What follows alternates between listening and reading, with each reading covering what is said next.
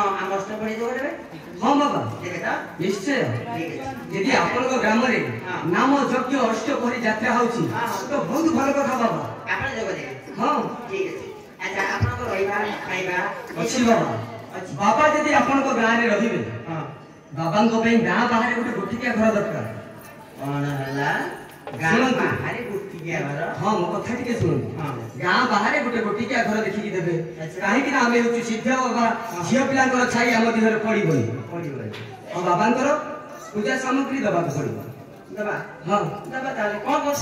देखो बाबा चूड़ा हो 12 किलो चूड़ा देखो 12 किलो 12 केजी देखले तो हाँ कदली कांदी कदली एक कांदी चीनी होची 10 केजी चीनी होची 10 केजी हाँ छेना होची 5 किलो बाबा थोड़ा परिहास न हे बाबा अच्छा पैसा न कोइ जने लोग 5 केजी ना खाइबो ଆପଣ କଥା ନ ବୁଝି ସାରିକି ଏ ସବୁ ରାଗି ଯାଉଛନ୍ତି। ଛେନା ହଉଛି 5 କିଲୋ। ଛେନା 5 କିଲୋ। ଅଳେଇଚ ଗୁଜୁରାତି ଏ ସବୁ 2 କିଲୋ ଦେବେ। 2 କିଲୋ? ହଁ।